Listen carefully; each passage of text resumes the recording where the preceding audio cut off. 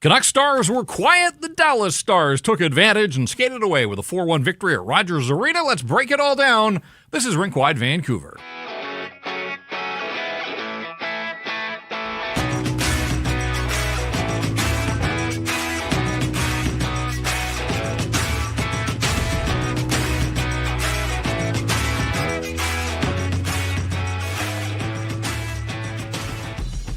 And we welcome you inside the Rink Wide Vancouver studios on a Sunday night that saw the Dallas Stars defeat the Vancouver Canucks by a score of 4-1. Rink Wide Vancouver brought to you in part by Bet365. I'm Jeff. He is Farhan Lalji of TSN. Of course, he needs no introduction, but he's got him in studio for the first time this season after a couple of remote appearances, so good to have you here.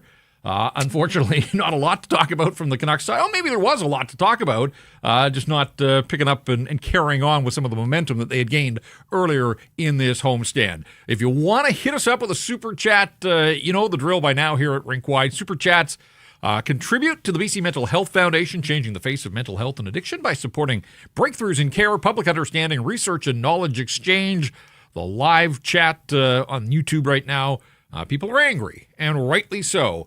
This was going to be a test. It was always going to be a test. Farhan, the Dallas Stars, the best team in the National Hockey League since Christmas, and they got better with the big splash on Friday, the addition of Mikko Rantanen, who sealed the deal into an empty net here. So, yeah, the Canucks were up against it again without Quinn Hughes. That said, boy, it just kind of felt meek and mild, as it has on far too many nights this season. Yeah, look, we know this team is deficient offensively, right? And that didn't change in the two wins that they had in a row coming into this game. They still struggled to score consistently. And, you know, they had some chances. We'll talk about the natural stat trick numbers for the third period a bit later, which seemed like a stretch.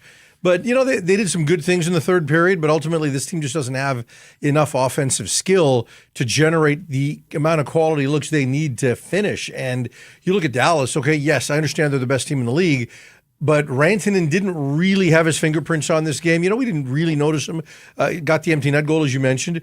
Roope Hintz didn't play in the game. So, yeah, the Canucks were losing or without Quinn Hughes, but Hintz is a first-line player for Dallas. And then on top of that, it's the second end of back-to-backs, right? So in the third period, you'd hope that if there was anything to muster on the part of the Canucks who were facing their backup goaltender in Casey DeSmith, again, it was Dallas, but there were still a number of things that were set up for this team to potentially do a little bit more than they did in this one, and it just it wasn't there. It wasn't there at all, and so many subplots.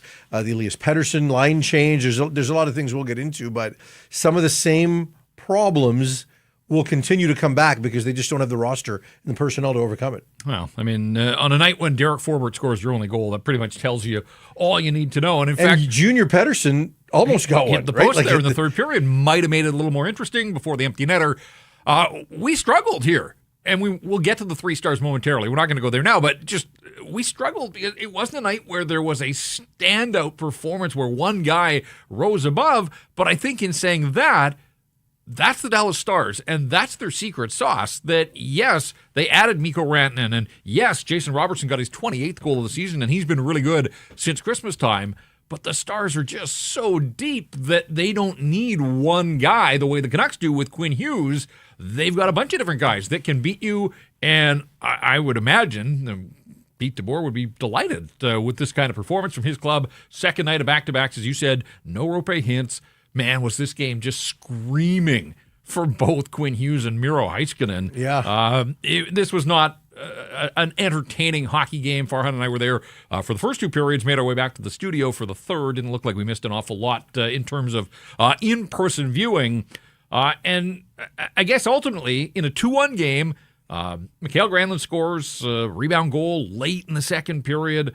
So it's now 2-1. You know that this team that struggles to score in the Vancouver Canucks, it's an uphill battle. And Patrick Allvin on Friday said, hey, we're going to try to win every game 2-1. That's fine until the other team has to. And then you've got to find some offense. And that next year in the third period, how easy did the Jason Robertson goal look? The counterattack, Dakota Joshua carries the puck into the Dallas zone. Looks like he's ready to shoot. Puck gets away from him. And the Stars turn it back the other way, and Matt Duchene spots Jason Robertson, stick on the ice, delivers the pass. Marcus Pettersson doesn't do a ton there to defend and tie up his guy. Connor Garland was part of the back check as well. And it just, at the time, I just leaned over to you and I said, how easy did that look? And I guess when you're the Stars and you've got offensive firepower, yeah, it looks easy for the Canucks. It's hard to imagine them scoring that kind of goal off the rush. Yeah, it's fair. It's a fair point because when you look at the Stars really for the second half of this game, they didn't have a ton, right? They didn't generate a ton of offense when they got that 2-1 lead. You could tell they were just kind of trying to shut it down in the third period. You know, they get the goal with 25, 26 seconds left in the period. And that's a tough ask for the Canucks because we know this team, not only do they not score, they don't score in the third, right? Like that's just part of who they are and what they do. So when the Stars can just turn it up ice on one rush, on one chance, and just find a way to finish it, and the Canucks need so many opportunities to get a quality enough look for them to finish, right? So, you know, we're not trying to sound like Debbie Downers. The roster is what it is. The lack of scoring, the lack of offensive punch is what it is. The Canucks made the decisions that they made, you know, and we haven't done a show since the trade deadline on Friday. I know you had a chance to talk to Irf that night after.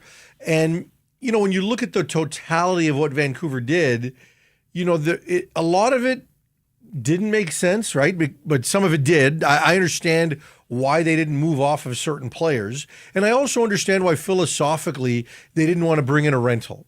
But, and I say this in hindsight, because going into it, you know, I thought, okay, it makes sense, you know, let's not waste money. And really it wasn't a case of wasting money because the owner's never been down on spending money for players, right? He'll do that. What I didn't want to see the Canucks doing was waste assets. So was there a scenario where a team just wanted to get rid of a guy to clear their own cap space to facilitate another trade so that the Canucks could have just brought that player in who had 1 year left on his deal for a 7th-round pick, a 6th-round pick, or whatever? And, you know, was there somebody like that you could inject, just anybody, even for a short-term burst? But, you know, none of that was there, and this team needed it. I'm laughing to myself because the name that comes to mind is a player like Andrei Kuzmenko. Now, never in a million years were they going to bring back Andrei Kuzmenko, but expiring contract, history of scoring some goals on the power play, like that kind of player for a song.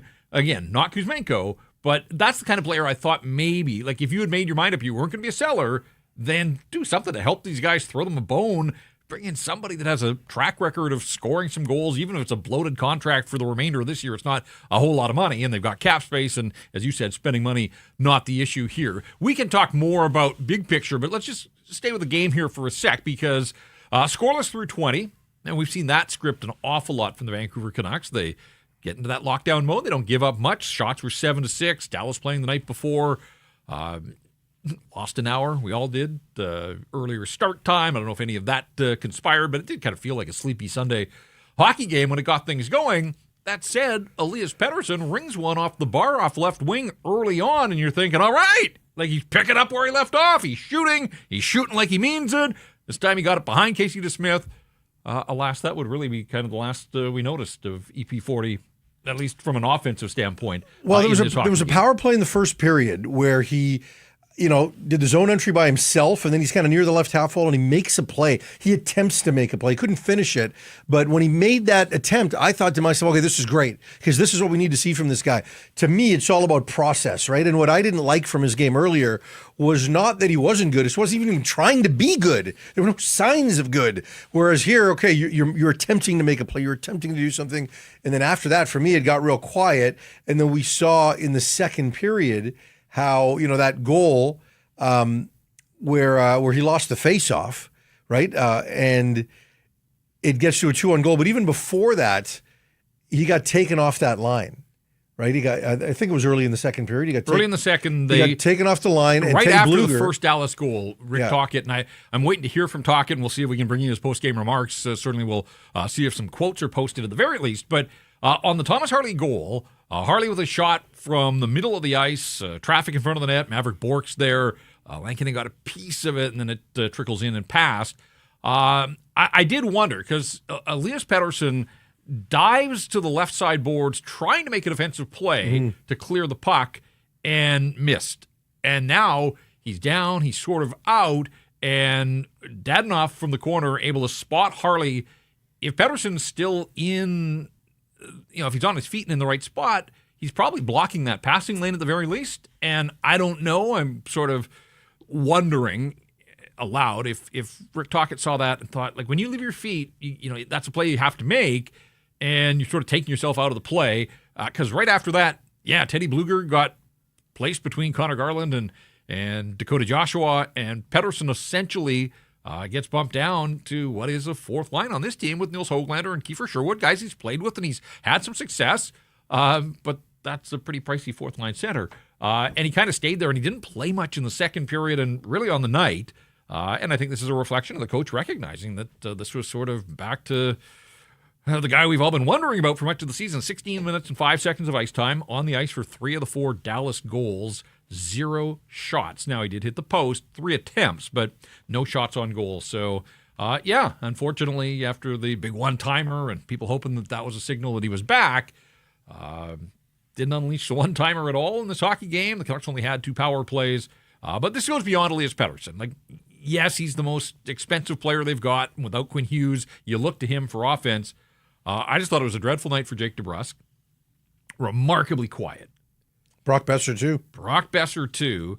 And again, so Petey scored the other night, great, but it's 1 goal in 17 games now. DeBrusk has 1 in 6. Besser hasn't scored since the Four Nations, so that's no goals in 8. And even Philip Heedle scored in his debut. He has 1 goal since. He's got 1 goal in his last 11 hockey games. These are the guys. These are your candidates. These are the players that are supposed to put the puck in the net. If they're not, guess what? You're asking Derek Forbort to score goals for you. You're asking Carson Sue seated with a packed suitcase to score as a parting gift. He did the other night. Teddy Bluger came out of nowhere to score. Yeah. Kiefer Sherwood with his first in 15 games the other night. Like, this is who they are. And so they're trying to win hockey games on the backs of the most unlikely goal scorers. And that, my friends, is a difficult way to have success in the National Hockey League. Well, and when you talk about players like that, role players that wind up scoring goals and chipping in offensively, it's a great thing to have, but your main guys need to score, right? I mean, and that's the thing. You can't rely on the secondary scores to get your primary goals. And that's kind of what Vancouver's doing right now. I mean, totally. It's an unfortunate situation, but you just can't live in that world, right? Your top players have to carry the load. And when you don't have Quinn Hughes to generate offense, there's just no hiding for Pettersson. And I know we've kind of beaten this one to death, but we also saw a player in the last couple of games that looked like he was turning a bit of a corner, that looked like he was skating, that was more engaged and kind of understood what was at stake for him right now and playing with a little more. And, again, you don't need him to score all the time, but you do need him to be active. You do need him to generate and create and just be a factor in the game, make himself somebody that other teams have to be aware of, and he just wasn't that tonight. And he had been better the last couple of games. And again, first period, he started okay. And if you're Rick Tocchet, I understand that Tocchet and Pettersson haven't always been, I shouldn't say that. Maybe they have been a lot of this. They haven't always been like this, right? So now that Pettersson has shown signs of life, should Tocchet treat him a little differently short term? Because when we talked to Tocchet in the last couple of games about how Pettersson looks like he's turning a bit of a corner, Tocchet downplayed it. Right? And he said, he goes, hey, he did some really good things tonight. I really like his process, his last 72 hours. He came in, he did more, but it's just one game. Right? He didn't want to get too excited after the game 2 games ago when we first started seeing something there. And same thing after the shot. It was complimentary, but wasn't effusive. He wasn't over the top in his praise. So now, all of a sudden, he kind of takes a bit of a step back. If you're Tocchet, should you approach Pettersson a little differently? Because he's been not hesitant at all to take away his ice time and reduce his minutes and demote him and not put him on PP1 and do all of those things. He hasn't been afraid to pull that lever earlier. But now, should you try to say, look, I got your back. You've done your part with this extra work for the last few games, and I'm going to give you a little more runway, because he didn't tonight. And I do like the way Tocchet handles his bench, but I just asked the question to you, that should he have looked at it any differently? Take the A off him. We'll get to that. That's another topic that's coming here later in the program. A couple of people in the chat here. Eagle Bay says team needs to sign a stopgap top 6 forward on July the 1st, putting too much on Karamaki's shoulders too early. Not stopgap, like real gap. Right. I would absolutely disagree with the idea of a stopgap. All this money that they've got and this need for offense. Look, the defense is taking shape, although against a contender, it got bent out of shape a little bit, but hopefully you get Quinn Hughes back. He skated again this morning. I don't know at this stage if that is progress for the captain, but I guess after a full day off yesterday, we got to be there to see it before we can say that, because when the last few times we've seen him skate, he's just kind of been out there. Fair enough. certainly on trade deadline Friday. Just went for a twirl, 20 minutes, barely shot pucks, and looked like he was still a ways away from being an effective National Hockey Leaguer, and they need him to be better than that. They need him to be all-world whenever he gets back in, and we'll see if he's able to get anywhere close to that. With now 19 games to go. Canucks are 29, 23, and 11, stay on 69 points, so they remain below the playoff bar. Calgary moved past them with the 1-0 win over Montreal last night. By the way, Calgary is off now until Wednesday night. The Canucks play tonight.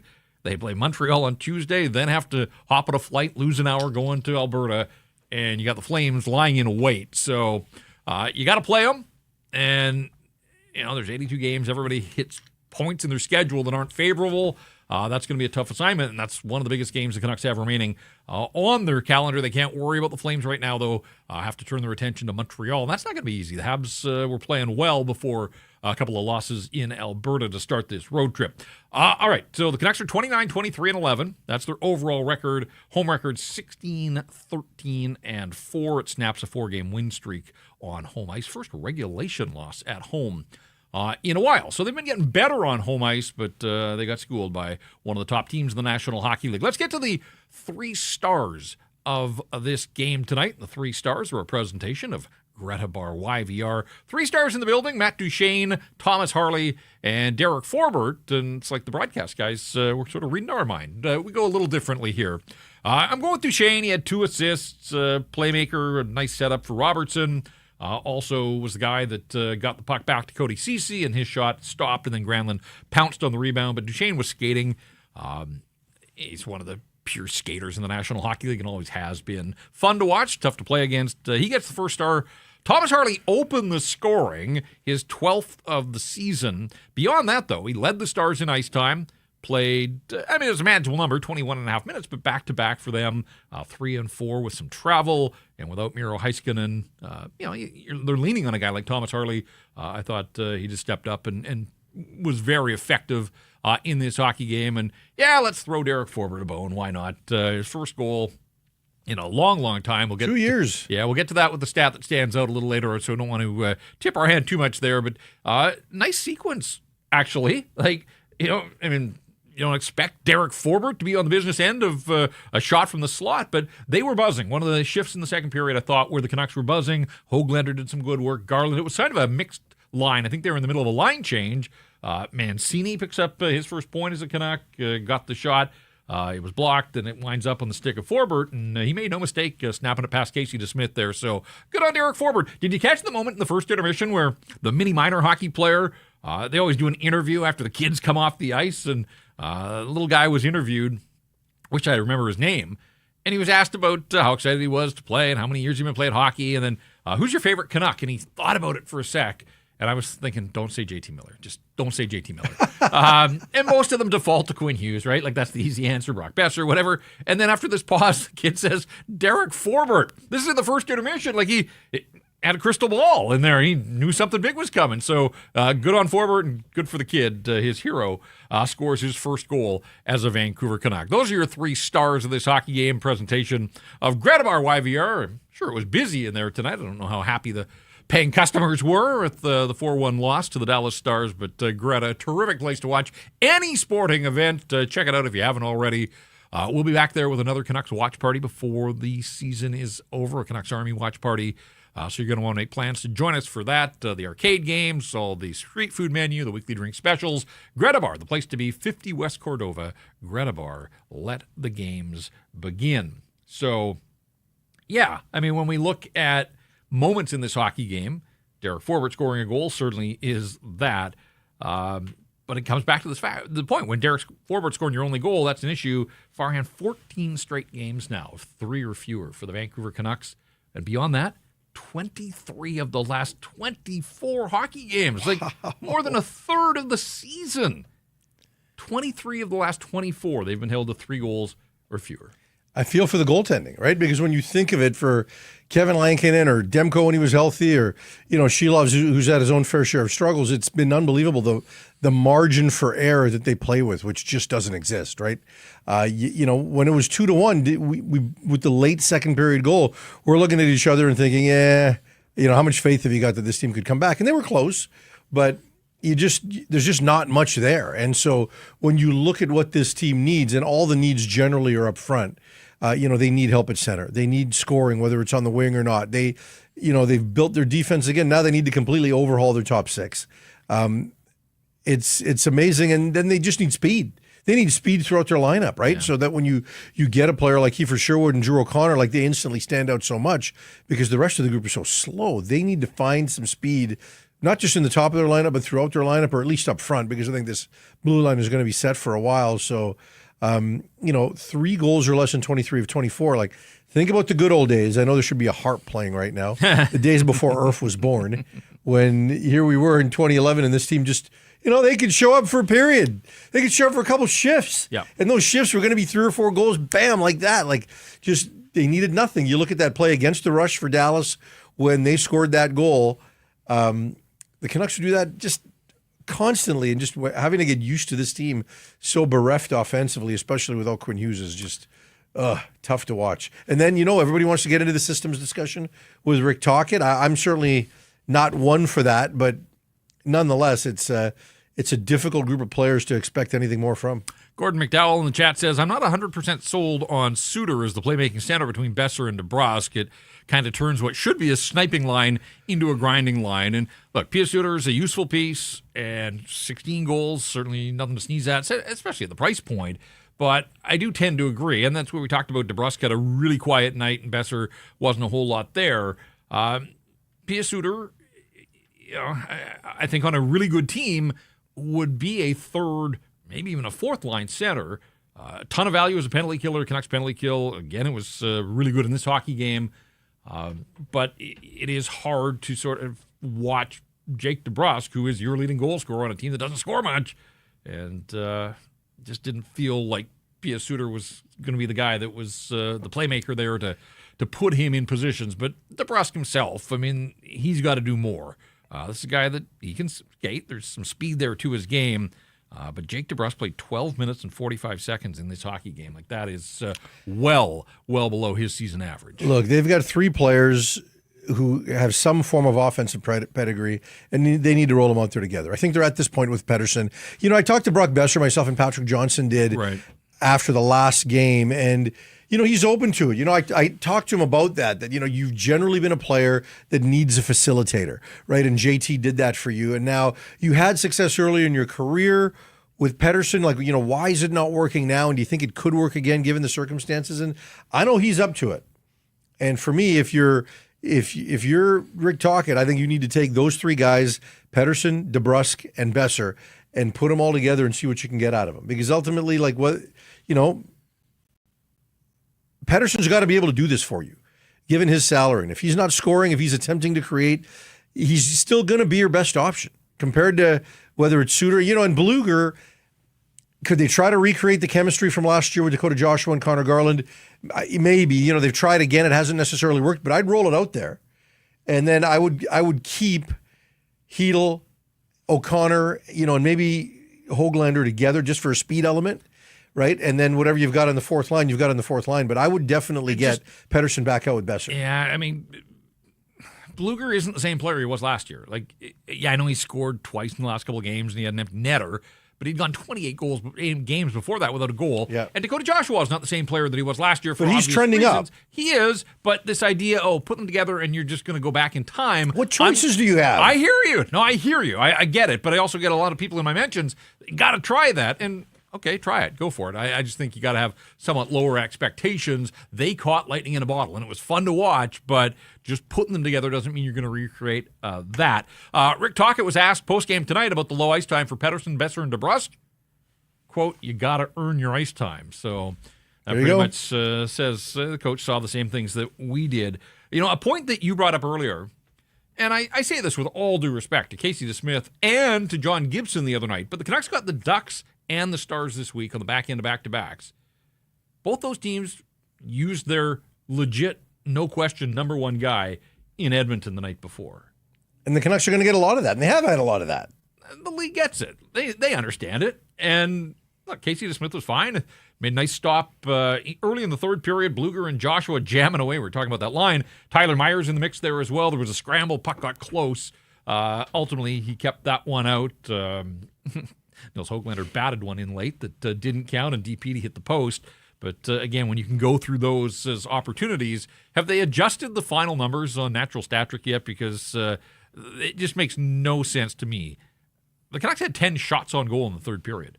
Natural stat trick claims they had 10 high-danger chances at 5-on-5 in the third period, and that the high dangers on the night were 14-5 in favor of the Canucks. Is that the game we watched? Nope. Scoring chances generally 24-7. 13-2 in the third period. I didn't see that. Yeah. So, like I said, especially the high dangers, 10 high danger chances in the third, not so much. So, again, like Casey Smith, the true pro and solid backup. John Gibson's not even a backup. It's just that Lucas Dostal has sort of moved in front of him, and he's the goalie of the future in Anaheim. So the Canucks saw two good quality goaltenders, and Gibson got hurt, obviously, the other night. But make no mistake about it. Teams looking at the schedule, they're going with their guy against Edmonton and taking their chances that they can come in to Vancouver and get a result. And 55 attempts for Vancouver, 23 on goal. Like, when you face a Casey DeSmith and you face a team on the second end of back-to-back nights, you need to do everything you can to just create shot volume. It doesn't have to be quality shots. Create shot volume, and I'm just not seeing that. All right, let's get to the stat that stands out, and then I want to touch on a couple of issues, one that we've mentioned already and one that I'll spring on you here. But the stat that stands out from this hockey game, yes, there you go. You can see it on our screen if you're watching the live stream. Derek Forbort snapping an 82-game goal drought with his first goal since February 16th, 2023. He was a member of the Boston Bruins at the time. The Bruins shut out the Nashville Predators. I looked to see if the goal was on Kevin Lankinen, and it wasn't. He was the backup that night. It was on UC Saros. So more than 2 years, just a couple of weeks, over 2 years since Derek Forbort had put a puck in the net. So it had to be a good feeling for him. Congratulations, hopefully for him, that it's not going to be another 2 years before a puck goes in. We shall see. He's very much the definition of a stay-at-home defenseman, a penalty killer. But, yeah, that's a stat that stands out, more than 2 years between games. Stat that stands out: a presentation of Resurrection Spirits, an East Vancouver company offering a full range of small batch distilled spirits from rye to gin to vodka, even a ready-to-pour old-fashioned. And these spirits are crafted using BC ingredients, so you're supporting local, which is more important than ever. They've seen this. They've partnered with our friends to come up with a Sakaris and Price gin. Yeah. I'm betting it tastes very, very sour. Most days, yes. Yeah. And they've got a deal for you. Use the code S&P and you get $5 off. Check it out at resurrectionspirits.ca. You can find out about the S&P gin. You can check out their entire product line there. Get it while you can. Once the bottles are gone, they are gone. Gone like the A off Brock Besser's jersey, Farhan. Canucks put out their, I didn't notice it in warm-up. Not looking, I mean, I love my minutia, but I wasn't looking for that kind of detail in warm-up. Then they post the starting lineup, and I tweeted it out. And even then I hadn't noticed, and then people jumped all over the fact that Brock Besser, who was just run down by the general manager in his post-deadline press conference the other day, has been looking for a contract, can't get a contract extension from the Vancouver Canucks, was sort of put through the ringer, looked like he was on his certainly 1 foot out the door, and then 2 days after the trade deadline, steps onto the ice. The A has been taken off his jersey. Longest-serving Canucks skater. One of the true veterans in that locker room. And Marcus Pettersson, who's been here a minute, is now an alternate captain.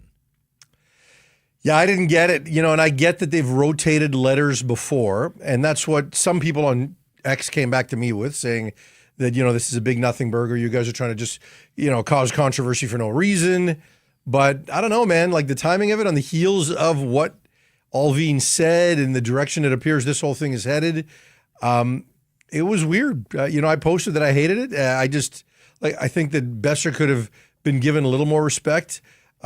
Marcus Pettersson, this is not an insult to him. No. People have talked about, the stabilizing force he's had in the locker room, how well he's done defensively in terms of rounding out the group and getting guys in the right spots and communicating with younger players and, making things easier for DPD and Mancini and others. All of that may be true, but, you lose JT Miller. Quinn Hughes isn't playing. You don't have to take it off Brock Besser. And I thought it was real awkward timing. Think of all the struggles that JT Miller had on and off the ice. And at times, even before he took his leave of absence, they never stripped the day off him. And Talking about struggles, Pettersson. EP40 has remained a constant throughout. This one just feels like more ammunition for Brock Besser to walk away at the end of the season and say, like, I don't know more, I gave it all I had. Am I a perfect player? No, but it just feels like he scored 40 last year, should have been 50. And then here's how bad the offers were because you're not much value to us or apparently to anybody around the National Hockey League. It does. Like, I'm not sure you treat your veterans that way. And ultimately, Brock Besser may walk away at the end of the season. And, in some ways, how can you blame him? Like, he'll get paid. I don't know ultimately what it's going to land on in terms of his new contract, but he's given this organization a good decade. And what's it amounted to? One playoff run last year. Yeah, in which he produced, right? And had he not had the blood clot, you don't know what would have happened in Game 7. Yeah. Because, again, we know this team had scoring challenges then, too. So, look, I kind of want to give Patrick Allvin the benefit of the doubt with his comments on Friday. And I say that because it sounded like he was throwing Besser under the bus. It was me who asked that question that got that answer because I really pushed back on the notion. And I set it up by asking the question with, hey, look, when you look at what some of these other teams got for their players in the first-round picks that moved, and the fact you just said that you need to be a playoff performer. Well, he's been that. Like, really? There was nothing more? Like, it was definitely, come on, Patrick, with that tone. And I do think the language thing is a factor, and I say that Patrick Allvin speaks English just fine. He understands it just fine.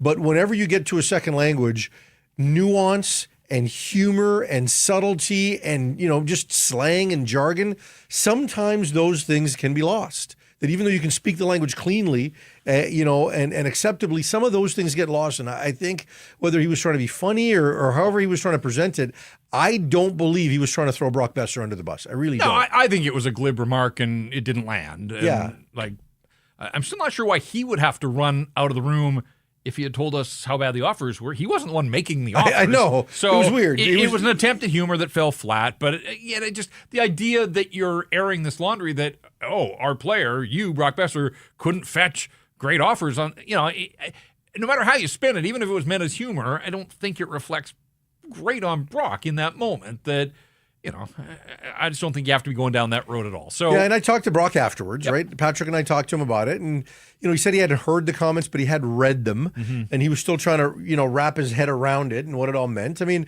I'm not saying he loved it, but he wasn't willing to to bark back in that moment, but did say, we do need to have a conversation. So that'll happen, and hopefully, if they're rotating through, that Besser gets the A put back on, and somebody else might get it off at some point. We shall see, and we'll see if Tocchet was asked about it. I don't know. I haven't seen any quotes on that one. KJ with a super chat, and we appreciate that, and so does the BC Mental Health Foundation.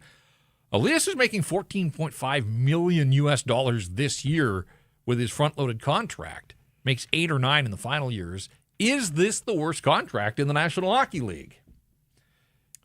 It's up there. Yeah, let's see how these final 19 games play out. It sort of feels like there's not enough runway now for him to fully turn this season in the right direction, but there is some time, so we'll give him the opportunity. But yeah, just based on points, it's been pointed out repeatedly. Now, he scored the other night, so it's 12 goals.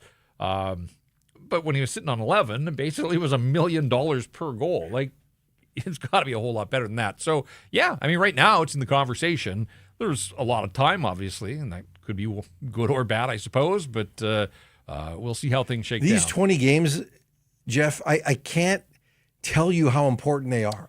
And he's shown some signs of life, not tonight, but in the previous 2 games. I get the bar is low, but he's answered a couple of questions about his shot, about his speed, his ability to burst, that to me pours a lot of cold water on any of the excuses for the first 60 games, right? It shows that it was there. So if he brings it, some people might criticize and say, where was it? Yeah. Which is fair. But at the same time, if you bring it now, there's less pressure on you in October.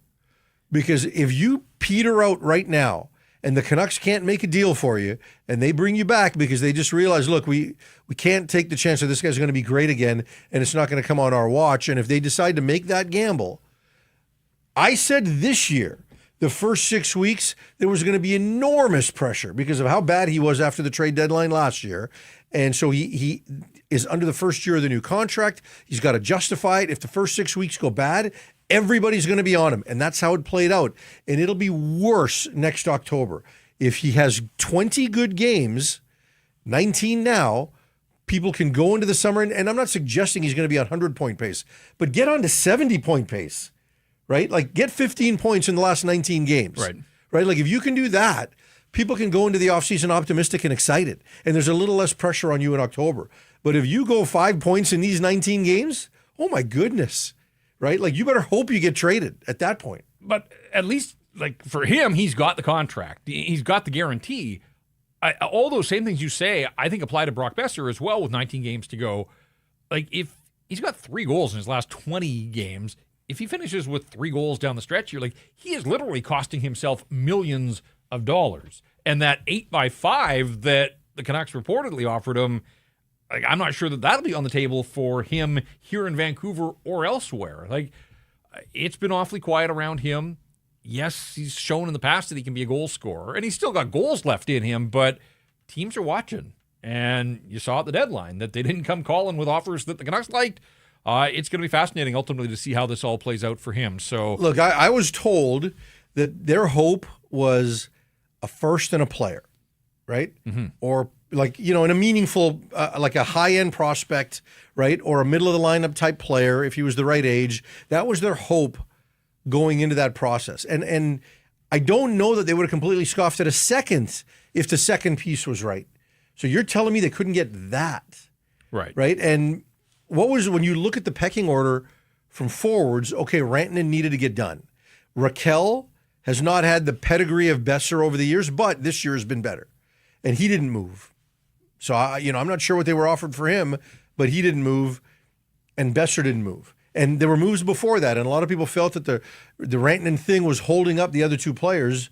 And then, to quote Jim Benning, we ran out of time. So, but if, and I also think that there was a thought on the part of the Canucks that if there was very little action around the player, it may allow them to get him at a reasonable number. And obviously that didn't happen. So, does it go to July 1st where they say, look, here's the offer. Like, you can keep it and throw it out there and see if you get better.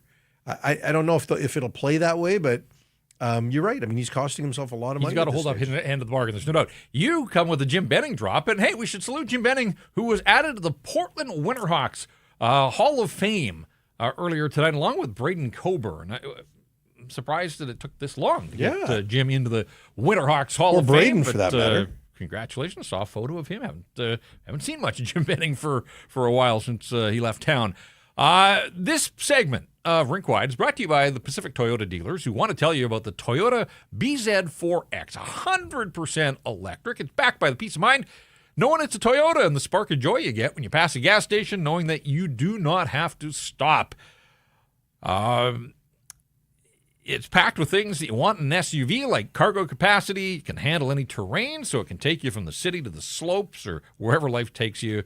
When you choose the BZ4X, you can get up to $6,500 in rebates and incentives. Visit shoptoyota.ca or your local Pacific Toyota dealer today. And they want you to know about this contest they've got going on. If you want to get your hands on a couple of Canuck tickets and some jerseys, grand prize includes 2 tickets to the Konica Minolta Champions Club at Rogers Arena for the April 6th game between the Canucks and the Golden Knights, and 2 Canuck jerseys. If you want to win, click on the Toyota Pacific Dealers logo on CanucksArmy.com, or you can hit the link in our episode description, or you can follow Toyota Pacific on Instagram or Facebook at Toyota Pacific for your chance to enter the contest, open only to residents of BC and the Yukon of age of majority. All right. So we talked a little bit about Brock Besser and the A being stripped off him. It'll be interesting to see where that thing goes.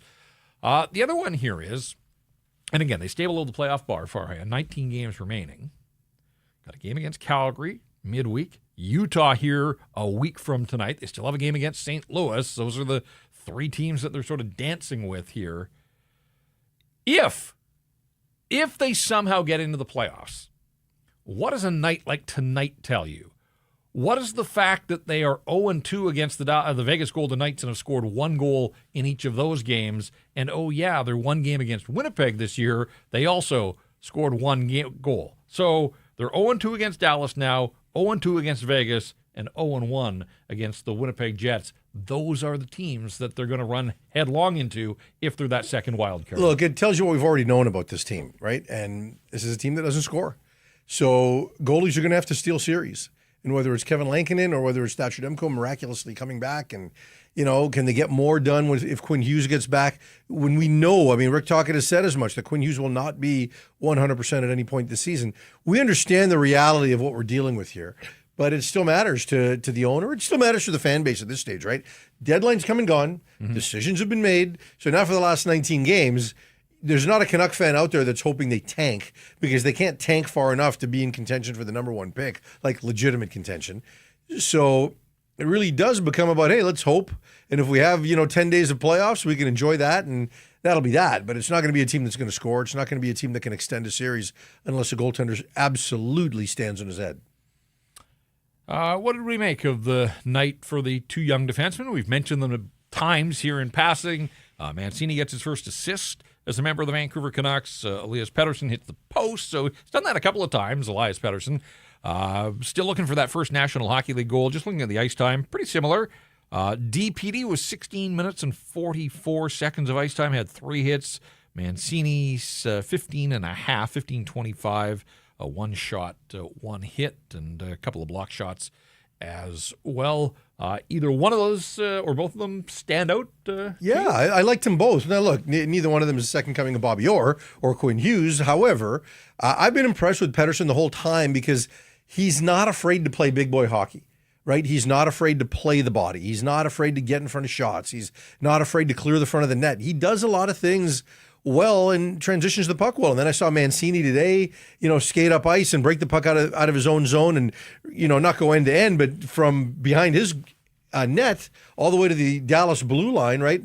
There's some confidence that comes with that. So they're far from perfect. They're learning, but they can skate. They've got some size. They're not afraid to use it. I'll take those 2 in Vancouver's lineup over Vinny Desharnais and Carson Soucy any day.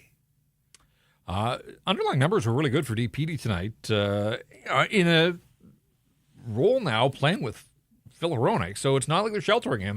There's nowhere. You got 2 really young defensemen going up against the top team in the National Hockey League since Christmas. This is a great assignment, and just looking at the underlying numbers for DPD at 5-on-5, shot attempts were 14-9 in favor of the Canucks. The actual shots on goal were 6-1 in Vancouver's favor. Well, think when he first came into the lineup and Quinn Hughes was playing, we're talking about a guy that was getting 9 minutes a night. Right. And now they're comfortable and he's getting more. And, we can go into next year with him and Penn in the Canuck lineup.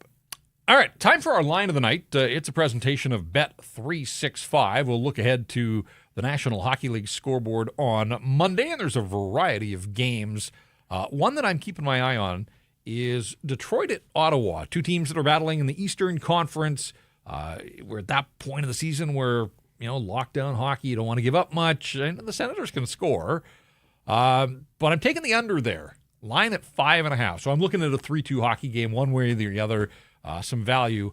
You can get the under at 2.15. So I'm looking for a relatively low-scoring game between the Wings and the Senators on Monday. Breaking news coming in from Bet365, where every nail-biting overtime win is a barn burner. Every face-off, hat-trick, power play, shot on goal, penalty shot, and every suspenseful minute in between is amazing. Whatever the moment, never ordinary at Bet365, an official partner of the NHL. Download the Bet365 app today and use the code NATION to get in on the game. Must be 19 or older. Please play responsibly. All right, you've heard from me and Farhan here throughout the night. Let's get inside that Canuck locker room. Kevin Lankinen, they asked it a lot of him. He was terrific the other night against Minnesota, a season-high 37 saves. But he can't score, and it's not his job to score. And so when they only get 1 for him, it's going to be difficult. But here's Kevin Lankinen post-game after a 4-1 loss to the Dallas Stars. Disappointing result. Obviously at home we gotta bring a little bit more, I think. But at the same time, we probably were a little unlucky to not to score more than 1 goal tonight.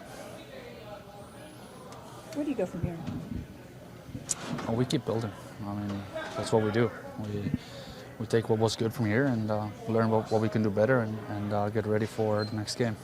Talk about the defensive performance in front of you through the first 2 periods tonight. Yeah, I think defense has been really good overall. We didn't give them much. Obviously, they're a good team with some good players. I thought we did a good job defensively. And a good power play, too. How about the penalty kill? Yeah, I mean, penalty kill's been really good all year. I keep raving about it because guys are doing such a good job, so I'm really proud of that. You talked about bad luck and not scoring, but maybe some bad luck on a couple of those goals too. Yeah, I mean, you can always go back and see if it was bad luck or not, but I think at the end of the day, you got to earn your luck, and tonight we had a good effort and the puck just didn't go in.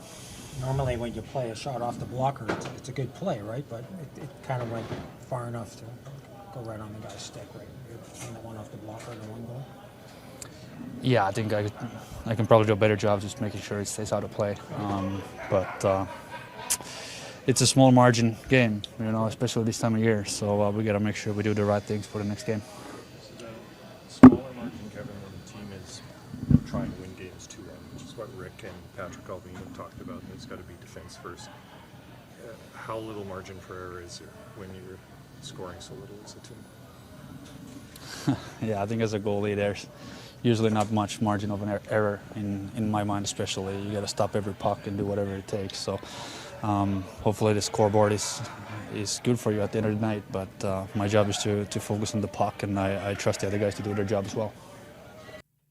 There you go, the unflappable Kevin Lankinen trying to put a positive spin on this one. And I mean, look, they were in it to the start of the third period. In fact, almost midway through the third period. But we said when you're down a goal, pushing that button and trying to find turbo, it's just not there. It's not the way this team is constructed. So, again, he tried his part. He didn't love the rebound, as he said, game of margin or, game of inches. And he's been so good for the Canucks. I'm not going to sit here and harpoon the guy because he put a rebound on the stick of Mikael Granlund. But in that situation, you thought maybe the Canucks would get out of the second period and 1-1 tie and take their chances in the third. And so that one was a tough blow for the Vancouver Canucks. Yeah, look, he's been so good for this team, but ultimately in this game, he gave up 3 goals on 18 shots, right? And he's been better than that throughout. He'll continue to be better as well. But ultimately, the Canucks, the way they're playing, their path to victory is going to mean they're not going to win all the time. So they won the last 2, which is fine, but they're not going to sit there and go on a 5 or 6 game win streak, winning games 2-1. That's just not realistic. So he's doing the best he can right now. And, we've seen with Lankinen, and the Canucks invested a lot, right? Like, look, I think he's been really good. It felt to me like 5 times 4.5 was high for such a small sample size as a full-time starter. And there had been times earlier this year where he'd been overworked and then all of a sudden you'd see a bad performance. But he, good for him, was always able to reset himself very quickly. So this was it was a fine performance. It wasn't special. It wasn't what we've normally seen from him. Could he have made that one play and could it have put the Canucks in a better situation? Sure. Nothing he could do about the Robertson goal, though. No, for sure. But at the same time, big picture, you can't blame this guy for anything because he's playing with such a small margin for error. So good for him for owning the one goal, but he needs some help.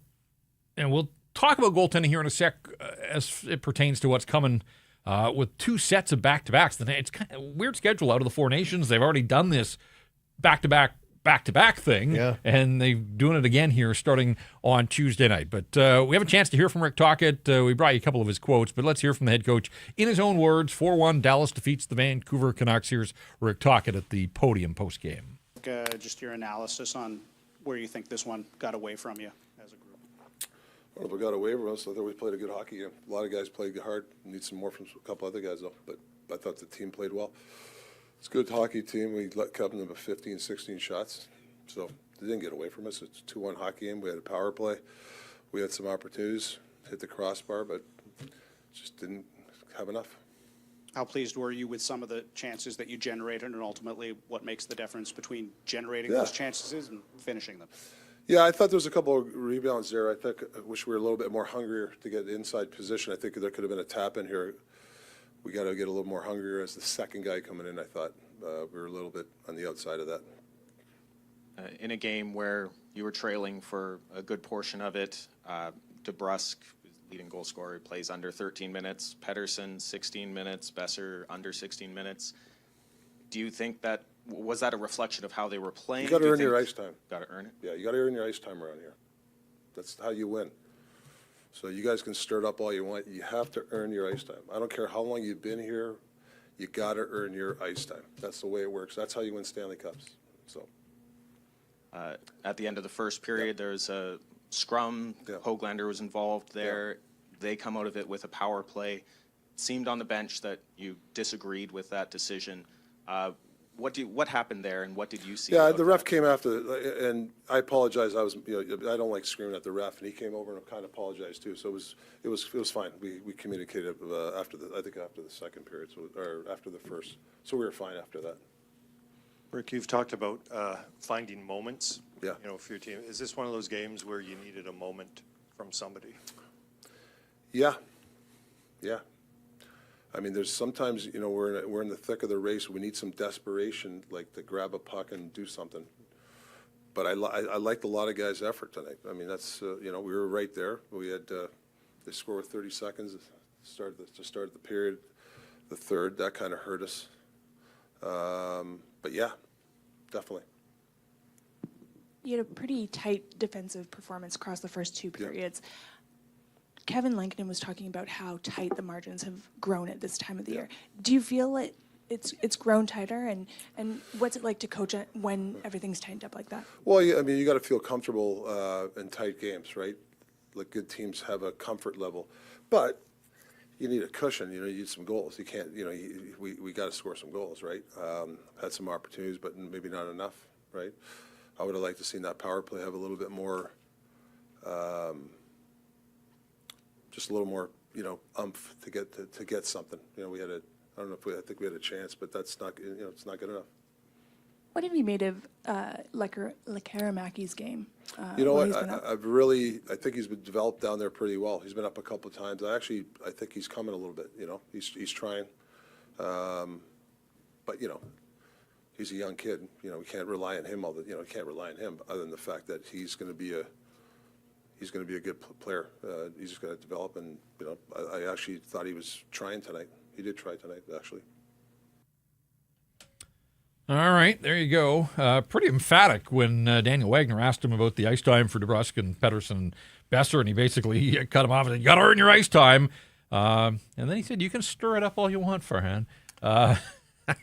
This time you're here in studio. I know it's not me this time. No, Otherwise, I would have asked him not. the question. I would have asked him about the line swap for Bluger and Pettersson. Well, and I was hoping about the alternate captain too. That question didn't come up, so that's for another day. Did you catch him, though? He dropped to do something in the middle of that. I like that. He's mowing my lawn, but he's not wrong. He needs some players to do something, and he said he wanted the power play to have a little more oomph. But well, you talk about moments as well, right? And that moment with 30 seconds left in the second period, Dallas was able to capitalize, right? When the Canucks, and it's not like every goal is a moment, don't get me wrong, but there's just a small sequence. So the Canucks had given up, I think, 3 shots through 18 minutes, I want to say. You can double check. 3 shots through 18 minutes of the second period. And then in the final 2 minutes, they gave up 4, right? 4 shots, including 1 goal. So Dallas didn't need a big moment. It was just the final couple of minutes of the second period. They got their moment. They just tilted the ice just briefly. Those are your moments. And the Canucks can't seem to manufacture those, or at least can't finish when they're having one, right? There was a moment there where I think it was Myers that went right to the net, and who was with him? The scramble to start the third? Bluger, it was Joshua, Bluger. Yeah, and they were all there, right? They had a chance there early in the period, and just you can't finish. They couldn't even sustain, right? It was like 15 seconds. It wasn't 2 minutes of pressure. It was about 15 seconds of pressure. So it's things like that they're not able to build on right now. And part of that is just, like I said, I keep saying it, right? Like, I hate blaming players when they're kind of doing what they're capable of doing, right? Like, this is what this lineup is. Yep. So you want to be critical, you can be critical above them, but these guys are doing the best they can for the most part. Right, and 63 games in, the Canucks have one 20-goal scorer, and their best player, Quinn Hughes, missed his 13th game of the season tonight, which means that he can't even get to 70 games now on the season. I don't know where he'll finish out, but he's missed 13, so the math tells you he won't play even 70 games this year. It sort of feels like this has taken him out of the Norris running, as good as his season has been. But Makar and Werenski, I think it's a two-horse race there. I think Quinn will still be a finalist, but we'll see. Again, he skated earlier today, so did Thatcher Demko. At this stage, though, I don't know if that's, are they closer to playing? Who knows? And I wonder, we haven't talked to Demko since the Lankinen contract. We haven't talked to Demko since he left the lineup on February the 8th. It's now March the 9th. This has turned into a month-long injury. Yeah, and I bring that up because now if you're Demko, what's your mindset like in terms of your motivation to get back quick? Right? And I'm not suggesting he's not a good teammate, but when you sign a goaltender for a certain amount of money as an organization, you've made a commitment, right? Like $4.5 million isn't backup money. You are, at the very least, 1A, 1B co-starter. That's your deal now, which changes Thatcher Demko's role next season, period, right? Whether he's here or not, he has got a different role next season. Those two guys are basically under the same contract. One will have 5 years of term, one will have 1 year of term. So are you motivated to get back now that you can see the organization has made a decision, right? So, he's going to slow play it. I would think. He's a competitor. I'm sure he wants to test himself. I still think we'll see him before the end of the season, but every game that goes by is one more that's off the board here. Yeah. And he didn't practice with the team yet. There's 19 games to go. Now you got back-to-back, so there won't be many practices this week. Yeah. And by this time next week, 4 more games have been scratched off the board. So he's running out of runway to get back in here. Again, I do think we'll see him, but I can't tell you when, and I have no idea how many games he might play. I'm sure they'll have to play Shilovs. I'm sure organizationally they were hoping. Again, it's been a month, and we still don't know. They haven't publicly disclosed the nature of the injury, the severity of the injury. He's back. He's skating on his own now, but he's still a long way from playing National Hockey League games. And so you're right. When they looked at all these back-to-backs coming out of Four Nations, I'm sure they were hoping that he was going to be available and be an option. So now you got Montreal coming in on Tuesday. The Habs had won 5 in a row before losses in Calgary and Edmonton. They lost 1-0 in Calgary last night, so they were right there in that hockey game. They've been off since Saturday, so they're going to be well rested on Tuesday night. Cole Caulfield, 31 goals. Kid's just got the knack. Nick Suzuki leads the team. He's got 65 points. Probably won't have Quinn Hughes for the Canucks, but Minimi's going to be here. Looking forward to seeing Lane Hudson. 49 points as a rookie defenseman. And every time I watch him, he just looks exactly like he just swapped the jerseys, and he does so many of the same things that Quinn Hughes does for the Canucks, for the Montreal Canadiens. Patrick Laine didn't play last night in Calgary, so I'm not sure of his status. 11 of his 14 goals on the season on the power play. And Sam Montembeault had the night off last night, so he probably gets the nod here Tuesday. But that then begs the question. Back-to-backs. The game in Calgary means way more to the Canucks than the game against Montreal.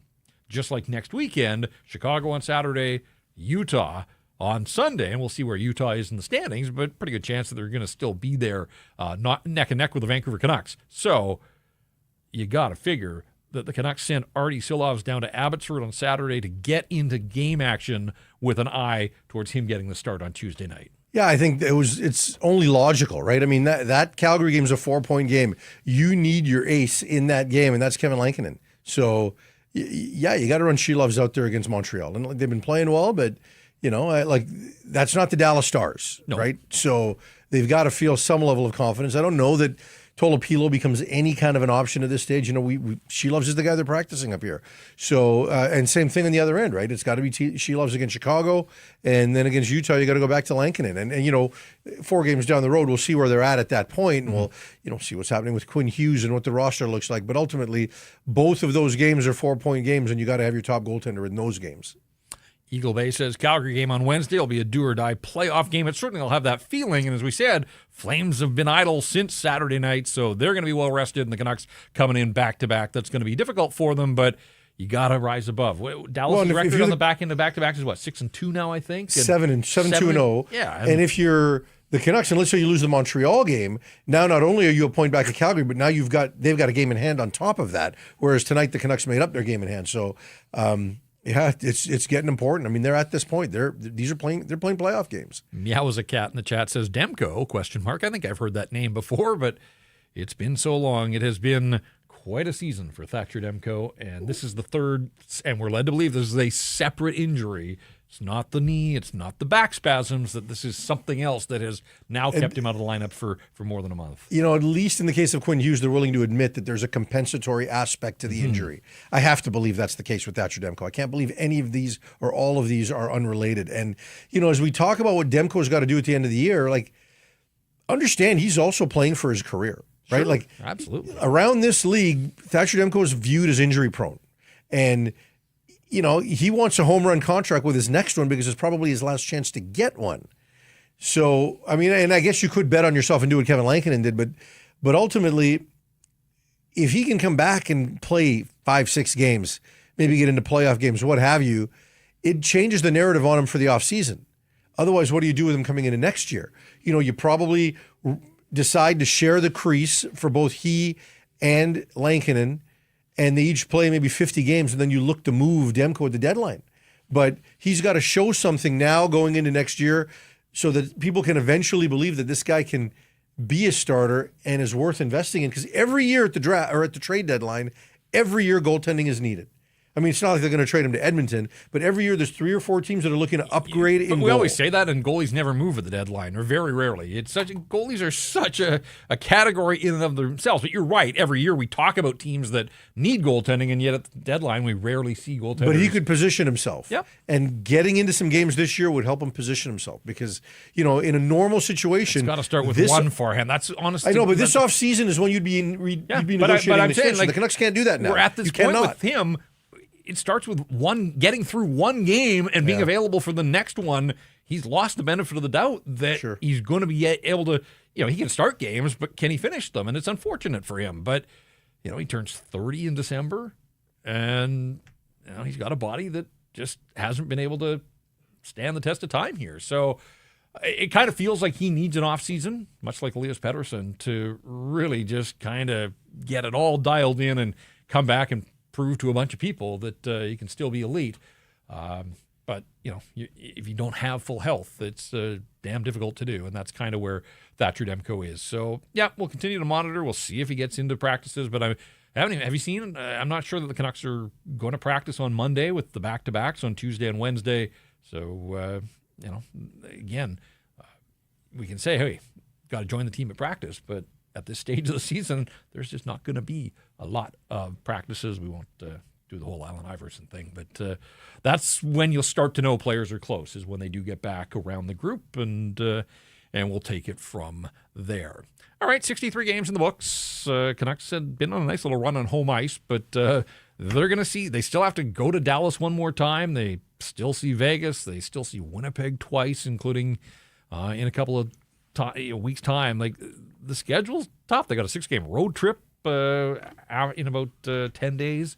So it's not going to be easy for the Vancouver Canucks, but really none of the teams around them in the trade deadline did much. So it's kind of what they were is what they are now with Calgary and St. Louis and Utah. And we'll see how this Turtle Derby winds up in a month's time. Great to get you in studio. I know we'll get you back on a few more times here before the season is through, so I already am looking forward to that. Irf will be back on Tuesday when the Canucks host the Montreal Canadiens. That'll be our next episode of Rink Wide. If you don't already, make sure you subscribe to our YouTube channel so that you won't miss any content whenever we go live with Rink Wide. If you subscribe, you'll get the notification and you will be ready to go, and hopefully we'll be ready to go as well. Make sure you follow us on socials as well. You can see all the channels there in front of you on the screen if you're watching on YouTube. As well, a reminder, and I say this on a lot of the programs, but make sure you're checking out Canucks Army, all the great unique content that's being pumped out there. I'll have a Monday mailbag. I had a bunch of questions coming my way over the weekend, and we'll go put the finishing touches on that, get it posted at some point on Monday. And I'm sure David Quadrelli already has his instant reaction up. Saw the stanchion along press row, so he's on Stanchy's duties. Lots going on at Canucks Army. If you want the latest on the hockey club, make sure you are checking that website out as well. Mike Rogerson working a weekend, and we appreciate that. I know he's got the Monday to Friday starting over again with Sakaris and Price. So we had Mike in here putting the show together. And again, it was great to get Farhan in studio. So hopefully you enjoyed his visit with us here. That's going to do it for us. 4-1, the Dallas Stars come to town. They defeat the Vancouver Canucks. Homestand wraps up on Tuesday against the Habs. For Farhan, I'm Jeff. Thanks so much for checking out this latest episode of Rink Wide Vancouver.